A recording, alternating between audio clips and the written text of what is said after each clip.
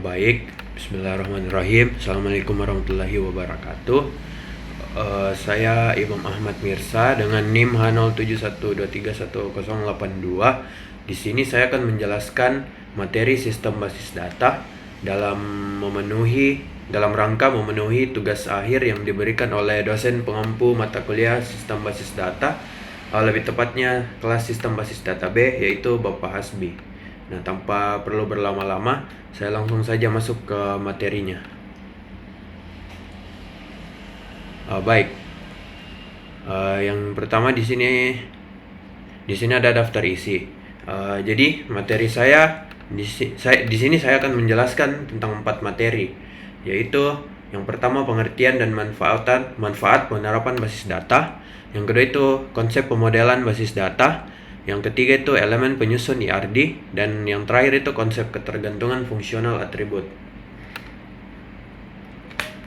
Nah, untuk materi pertama yaitu pengertian dan manfaat penerapan basis data. Baik, yang pertama di sini ada pengertian. Jadi basis data atau database itu adalah kumpulan data yang saling berhubungan yang disimpan secara sistematis sehingga dapat dikelola dan diakses dengan mudah. Jadi basis data ini digunakan untuk menyimpan informasi secara terstruktur yang dapat mencakup teks, angka, gambar, atau media lainnya.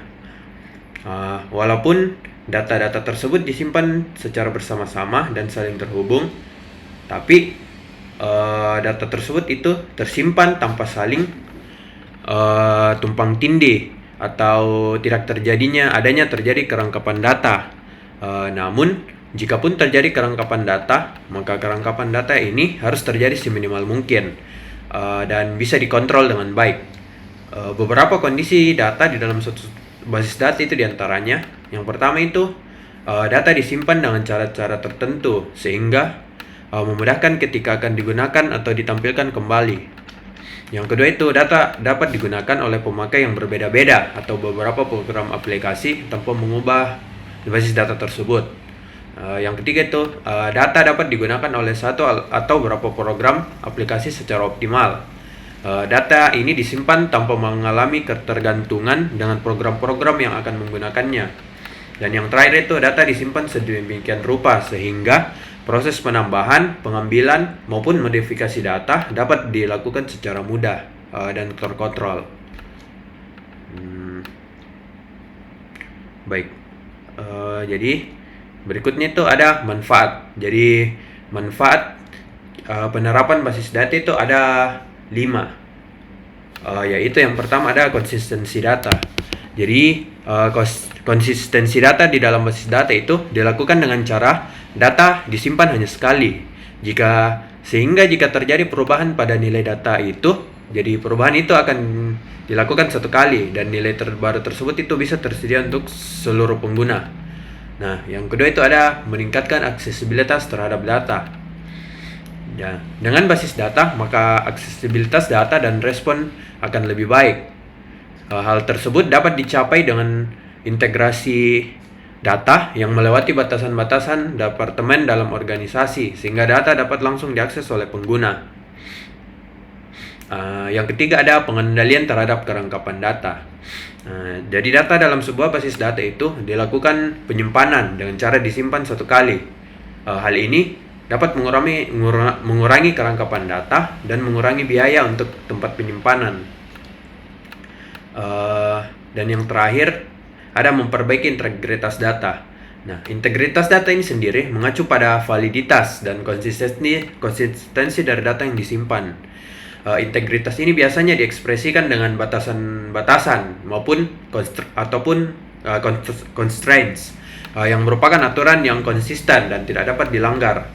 Jika kerangkapan data itu dapat dikontrol dan konsisten data dapat dijaga, maka data akan akurat. Nah, ini merupakan beberapa contoh dari penerapan basis data. Yang pertama ada e-commerce. Jadi contohnya itu seperti Tokopedia, Shopee maupun lainnya. Jadi dalam kasus ini tuh basis data digunakan untuk mengelola informasi produk, inventaris. Basis data itu bisa digunakan untuk mengelola informasi produk, inventaris, transaksi, dan data pelanggan. Jadi misalnya ketika pelanggan mencari sebuah produk, jadi sistem basis datanya itu akan mencari item yang cocok berdasarkan kata kunci, kategori, dan maupun filter-filter lainnya. Informasi pesanan dan riwayat pembelian juga disimpan dalam basis data sehingga pengguna bisa melacak status pengiriman mereka. Nah, yang kedua ada penerapan di sektor perbankan. Jadi bank itu bisa menggunakan basis data untuk menyimpan informasi akun nasabah, transaksi, saldo, pinjaman, dan lainnya. Setiap kali nasabah melakukan transaksi seperti transfer atau penarikan uang misalnya, sistem itu bisa memperbarui saldo tersebut secara real time dan mencatat detail transaksi untuk keamanan maupun untuk penggunaan audit. Nah, berikutnya ada rumah sakit. Nah, jadi contohnya ini seperti sebuah sistem manajemen rumah sakit atau seperti sistem informasi rawat inap misalnya. Nah, jadi rumah sakit bisa menggunakan basis data untuk menyimpan data pasien, catatan medis, riwayat pengobatan, jadwal dokter, dan informasi kamar. Basis data ini dapat membantu dokter dan staf medis untuk mengakses informasi pasien dengan cepat dan akurat untuk memberi perawatan yang lebih tepat dan lebih baik. Nah, yang terakhir di sini ada layanan streaming seperti Netflix, Spotify, dan lainnya.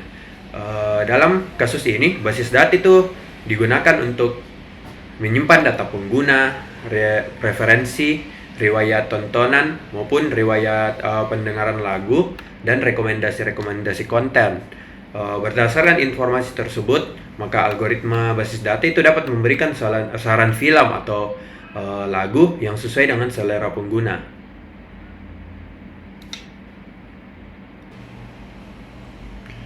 Baik, selanjutnya kita akan masuk ke materi yang kedua, yaitu konsep permodelan basis data. Nah, apakah pemodelan basis data itu? Jadi, pemodelan basis data itu adalah sebuah proses yang menciptakan representasi logis dari data yang akan disimpan dalam basis data. Jadi, model ini tuh akan menggambarkan bagaimana data akan diatur, disimpan, dan diakses dalam sebuah basis data. Nah, pada umumnya jenis-jenis model basis data yang biasa digunakan itu ada 4, yaitu model relasional, model hierarkis, model jaringan, dan model objek. Nah, jadi yang pertama itu model relasional. Jadi model relasional ini adalah model basis data yang paling populer dan yang paling banyak digunakan. Jadi model ini tuh menggunakan tabel untuk menyimpan data, di mana setiap tabel bersisi baris atau record dan kolom atau field.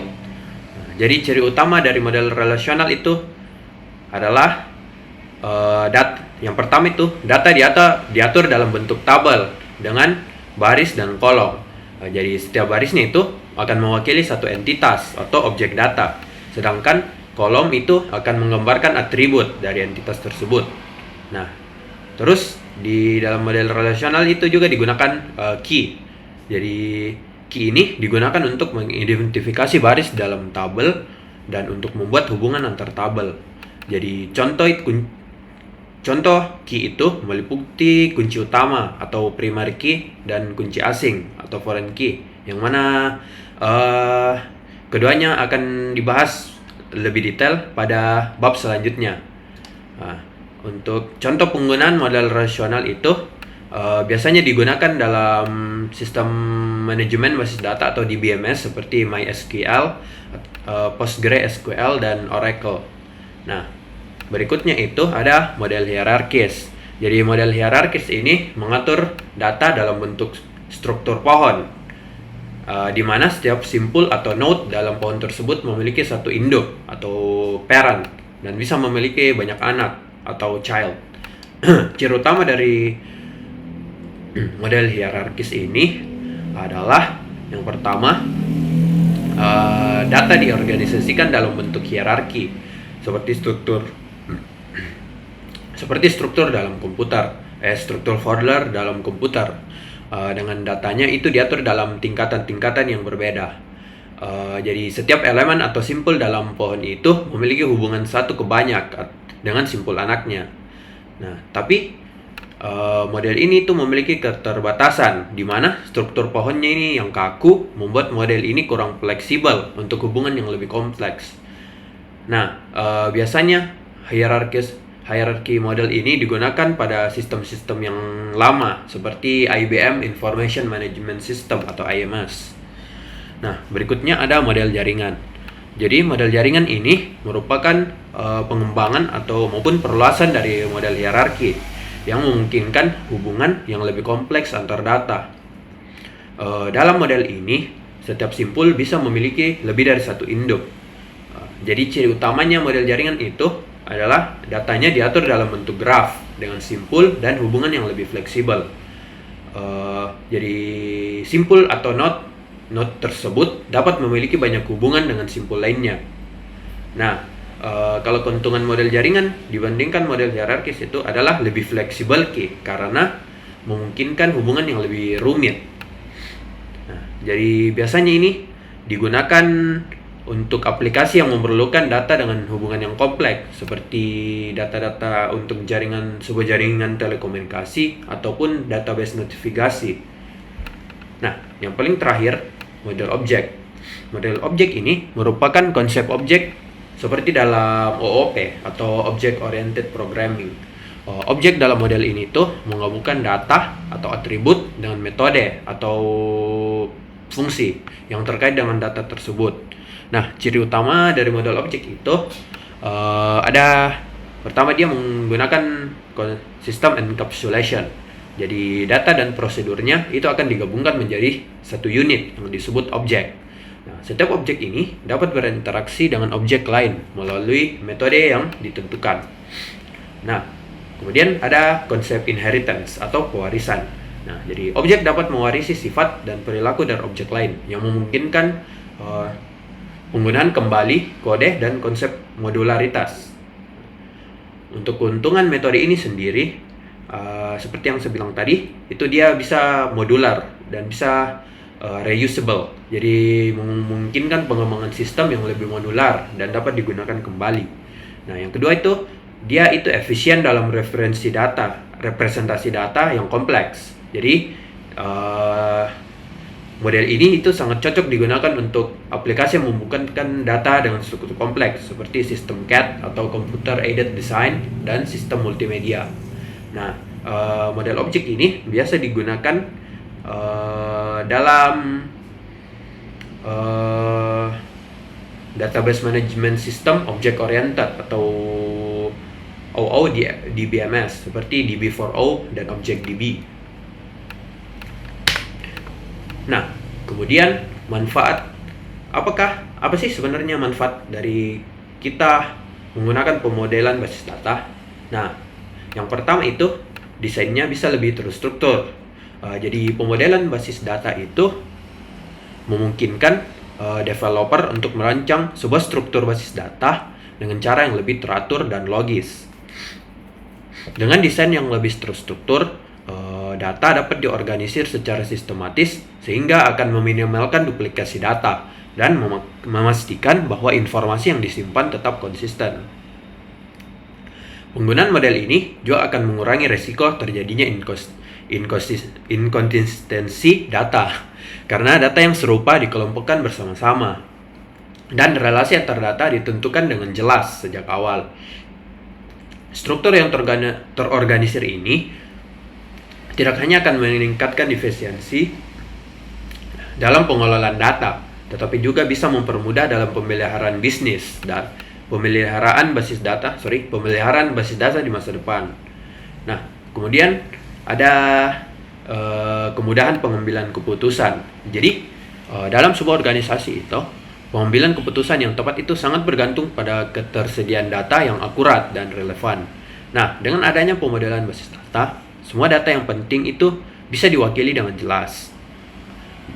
baik dalam bentuk hubungan antar entitas maupun dalam bentuk atribut data. Representasi yang sistematis ini memungkinkan pada para pengambil keputusan dalam sebuah perusahaan untuk memperoleh wawasan yang lebih baik mengenai data yang mereka miliki, mengidentifikasi pola atau tren, dan membuat keputusan yang didasarkan pada informasi yang solid. Nah, dengan kata lain, pemodelan basis data memungkinkan akses yang lebih mudah ke informasi yang diperlukan untuk mengambil keputusan yang strategis untuk sebuah perusahaan. Nah, berikutnya itu dia akan membuat fleksibilitas dalam pengembangan. Nah, jadi ketika kebutuhan sebuah bisnis berubah atau sistem harus ditingkatkan, model basis data yang baik itu akan menyediakan landasan yang kokoh untuk melakukan perubahan tanpa memengaruhi data yang sudah ada. Jadi dengan struktur yang modular dan terorganisir ini, pengembang dapat dengan mudah menambahkan fitur baru, mengubah skema data, atau memodifikasi hubungan antar entitas tanpa mengganggu integritas basis data secara keseluruhan. Hal ini akan membuat proses pengembangan lebih efisien dan mengurangi biaya serta waktu yang diperlukan untuk melakukan perubahan di masa depan. Nah, yang terakhir ada pengolahan akses data yang lebih baik. Nah, jadi pemodelan basis data itu juga akan memberikan pengelolaan akses data yang lebih baik, memungkinkan penerapan kontrol yang ketat mengenai siapa yang dapat melihat atau mengedit sebuah data tertentu. Jadi dengan adanya model yang jelas, admin basis data dapat menentukan hak akses untuk setiap pengguna. Nah, kenapa kontrol akses ini penting? Karena dia bertugas untuk melindungi data sensitif dari pengguna-pengguna yang tidak berwenang akan informasi tersebut. Jadi hal ini itu akan mencegah kebocoran informasi dan memastikan bahwa hanya orang yang betul-betul berhak atas data tersebut yang dapat melakukan perubahan. Jadi ini juga membantu dalam menjaga keamanan data dan mematuhi kebijakan keamanan yang telah ditetapkan oleh suatu organisasi.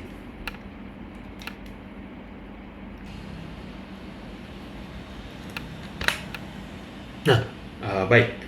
Materi yang akan saya bawakan berikutnya itu adalah elemen-elemen penyusun dari sebuah ERD. Nah, ERD itu terdiri dari 5 elemen penting yang berfungsi untuk menggambarkan komponen utama dalam basis data. Yaitu entity, attribute atau relationship atau relasi, kardinalitas, dan key yang saya sempat sebut tadi, yaitu primary key dan foreign key. Nah, pertama saya jelaskan dulu. Yang pertama ada entity. Nah, entity ini adalah sebuah objek atau hal yang ingin diwakili dalam sebuah basis data. Entitas ini dapat berupa orang, tempat, benda, ataupun sebuah konsep yang memiliki data untuk disimpan.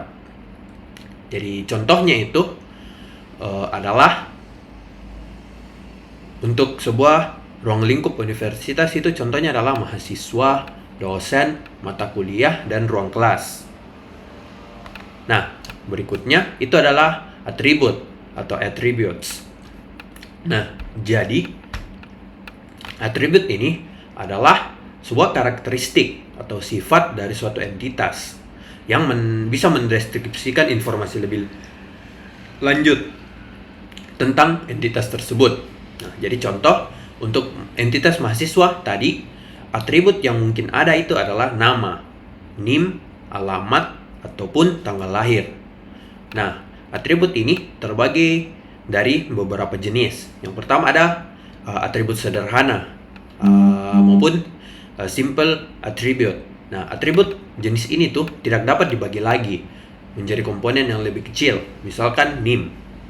Nah, berikutnya itu adalah ada atribut terdiri atau composite attribute. Nah, jadi atribut ini tuh dapat dibagi lagi menjadi komponen yang lebih kecil seperti alamat, yang bisa dipecah menjadi jalan, kota, kode pos, dan lain-lainnya. Nah, berikutnya itu ada atribut multinilai atau multi-value attribute. Nah, atribut ini itu dapat memiliki lebih dari satu nilai, seperti nomor telepon yang bisa berisi beberapa nomor. Nah, terus ada atribut turunan atau derived attribute. Nah, atribut ini tuh bisa diturunkan dari atribut lain, seperti misalnya umur yang bisa dihitung dari tanggal lahir.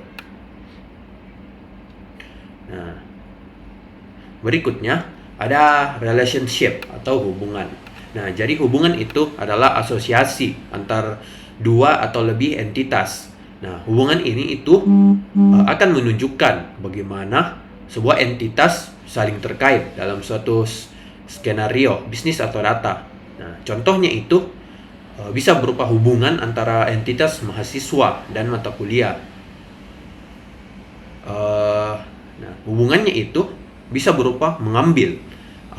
Di sini mengambil itu menunjukkan bahwa mahasiswa mengambil mata kuliah tertentu. Nah, hubungan ini terbagi atas 3 jenis. Yang pertama adalah hubungan binary atau hubungan yang melibatkan dua entitas. Nah, terus ada hubungan ternary yang melibatkan 3 entitas, dan yang terakhir hubungan n-ary atau melibatkan lebih dari 3 entitas. Nah, berikutnya itu ada kardinalitas. Jadi, kardinalitas ini adalah aturan yang menunjukkan jumlah hubungan antara entitas dalam sebuah ARD. Nah, jenisnya itu terbagi jadi 3. Yang pertama ada one to one. Nah, jadi dalam kardinalitas one to one, satu entitas dari himpunan atau tabel pertama hanya dapat berhubungan dengan satu juga entitas dari himpunan atau tabel kedua, dan sebaliknya. Misalnya sebuah entitas mahasiswa hanya bisa memiliki satu kartu identitas.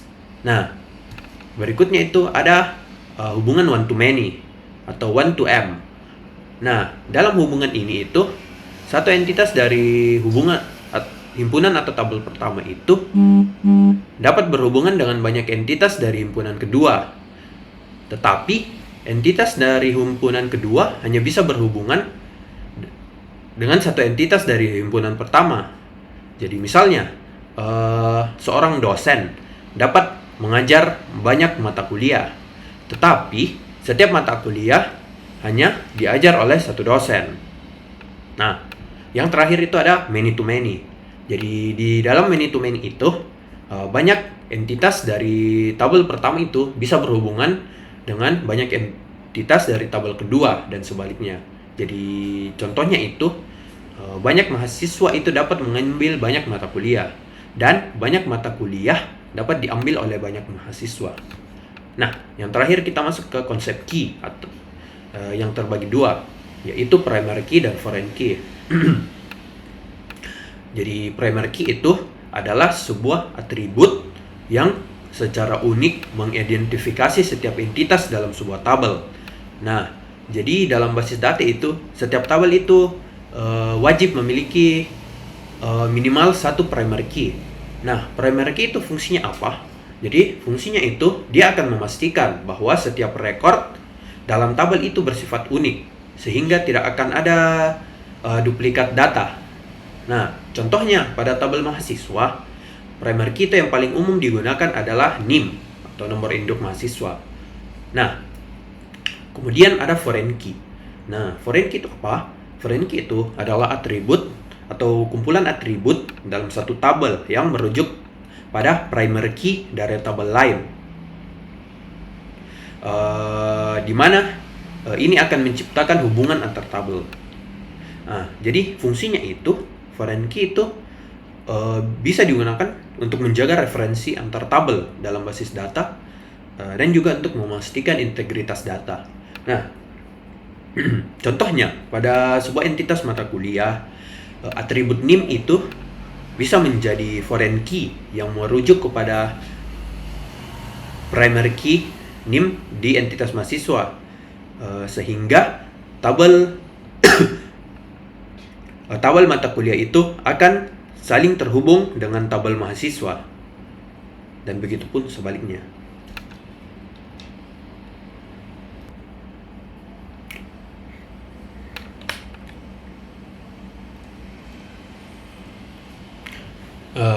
Baik, untuk menjelaskan konsep-konsep IRD ini secara lebih detail, di sini saya telah membuat sebuah contoh IRD dengan ruang lingkup merupakan restoran. Nah, di sini saya membuat IRD ini menggunakan 4 entitas, yakni pelanggan, pesanan, menu, dan pembayaran. Nah, yang pertama itu ada entitas pelanggan. Entitas pelanggan ini memiliki atribut ID pelanggan yang merupakan primary key dari entitas pelanggan, tabel pelanggan. Nah, kemudian ada atribut nama ataupun nama pelanggan. Nah, berikutnya itu ada entitas pesanan yang mencakup atribut ID pesanan atau primary key dari tabel pesanan, ID pelanggan yang merupakan foreign key atau reference dari tabel pelanggan, ada tanggal maupun tanggal pesanan dilakukan, dan ada status yang menandakan status pesanan. Nah, kemudian ada ada entitas menu. Nah, entitas menu ini memiliki 3 atribut, yaitu ID menu sebagai primary key dari tabel menu. Kemudian ada nama menu dan harga ataupun harga menu. Nah, yang terakhir ada pembayaran. Jadi entitas pembayaran ini memiliki 4 atribut, yaitu ID pembayaran yang merupakan primary key dari tabel pembayaran. Ada juga ID pesanan yang merupakan foreign key atau reference dari tabel pesanan. Ada ID pelanggan yang merupakan reference dari tabel pelanggan, dan jumlah bayar atau jumlah yang akan dibayar oleh pelanggan. Nah, untuk hubungan antar entitas itu akan saya jelaskan lebih detail dengan menjelaskan berdasarkan relasinya.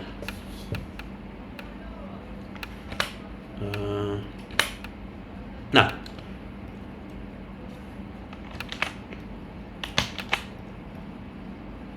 oke.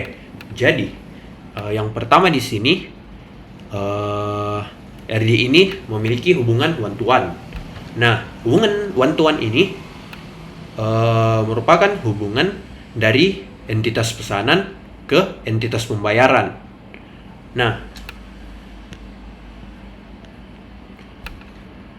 di sini entitas pesanan itu melakukan relasi ke entitas pembayaran dengan relasi melakukan. Jadi pesanan melakukan pembayaran. Nah, jadi di sini tuh relationnya itu one to one, karena setiap pesanan hanya bisa diselesaikan oleh satu pembayaran, dan setiap pembayaran ini hanya terkait dengan satu pesanan. Jadi tidak akan ada pesanan yang dibayar lebih dari satu pembayaran, dan maupun tidak ada pembayaran yang akan mencakup lebih dari satu pesanan. Nah, untuk implementasinya sendiri tuh, karena setiap entitas memiliki primary key yang berbeda. Jadi di pembayaran itu ada ID pembayaran, dan ID di pesanan itu ada ID pelanggan dan ID pembayaran. Oleh karena itu tuh atribut foreign key dari entitas yang paling lemah, yaitu entitas pembayaran dengan ID pesanan itu akan ditambahkan ke entitas yang lainnya. Ya, dalam hal ini tuh entitas pesanan.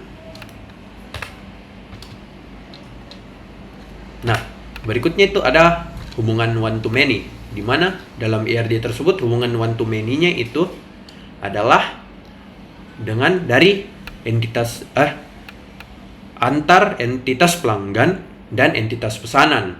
Nah, di mana relasinya itu adalah melakukan. Nah, jadi pelanggan akan melakukan pesanan. Nah, Kenapa relation ini disebut one to many? Karena satu entitas pelanggan dapat memiliki banyak entitas pesanan. Nah, ini berarti setiap pelanggan dapat melakukan lebih dari satu pesanan.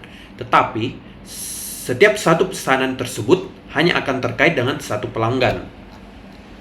Nah, jadi atribut primary key dari entitas pelanggan yang memiliki deskripsi atribut unik, yaitu ID pelanggan, itu akan ditambahkan sebagai atribut foreign key di entitas pesanan.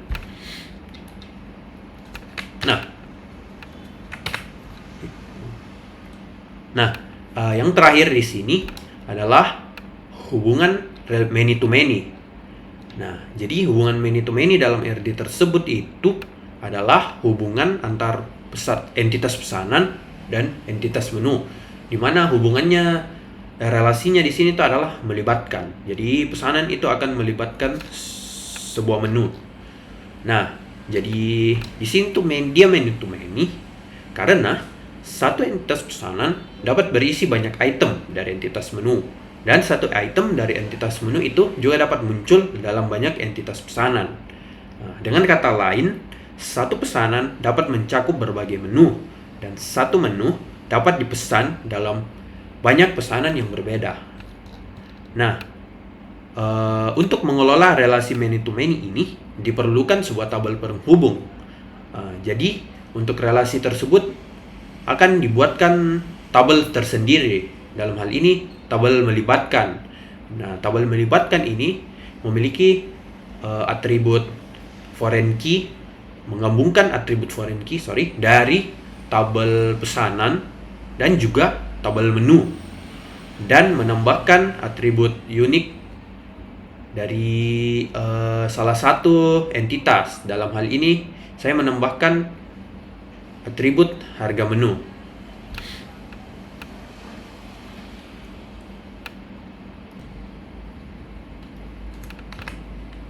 Nah, jadi yang materi paling terakhir yang akan saya bahas itu adalah konsep ketergantungan fungsional atribut. Nah, apa itu ketergantungan fungsional? Jadi, ketergantungan fungsional itu adalah sebuah konsep dalam basis data yang menggambarkan hubungan antara dua atribut atau lebih dalam suatu tabel. Nah, ketergantungan ini terjadi ketika nilai dari satu atribut, atau disebut itu atribut determinan, menentukan nilai atribut lain. Nah, dalam konteks ketergantungan fungsional, jika kita memiliki dua atribut, yaitu atribut A dan atribut B, kita dapat mengatakan bahwa atribut B tergantung secara fungsional pada atribut A. Nah, jika untuk setiap nilai dari A selalu ada nilai yang tepat dari B, artinya atribut A ini akan bergantung atau akan menentukan atribut B. Nah, jadi contohnya itu, misalkan pada tabel siswa ada dua atribut, yaitu NIM dan nama. Dalam kasus ini tuh nama bergantung secara fungsional pada NIM, karena pada setiap NIM yang unik pastinya akan selalu berhubungan dengan nama yang unik juga, atau nama dari siswa tertentu. Nah, contoh lainnya itu adalah dalam sebuah entitas transaksi, di mana atribut ID transaksi akan menentukan tanggal transaksi. Jadi, untuk setiap ID transaksi, maka akan ada satu nilai tanggal transaksi yang selalu terkait dengannya. Oke. Nah, jadi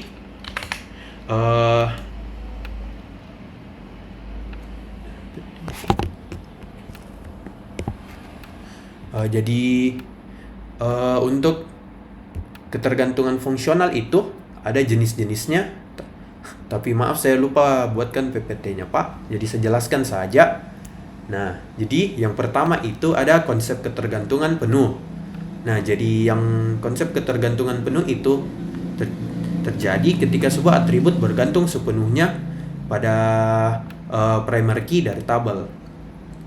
Artinya, atribut tersebut ini akan bergantung pada hanya sebagian dari kunci utama, jika kunci itu adalah kunci gabungan atau composite key. Jadi, setiap nilai dari kunci utama akan menentukan nilai atribut yang bergantung. Jadi, Contohnya itu dalam sebuah tabel penjualan memiliki kunci gabungan yang terdiri dari ID produk dan ID pesanan. Atribut jumlah terjual mungkin akan bergantung secara penuh pada kombinasi keduanya. Hal ini menandakan bahwa nilai jumlah terjual tidak akan bisa ditentukan kalau kita hanya menggunakan satu atribut tersebut. Jadi dalam kata lain itu harus ada dua atribut untuk dapat menentukan, harus ada kedua atribut tersebut untuk bisa menentukan atribut jumlah terjual.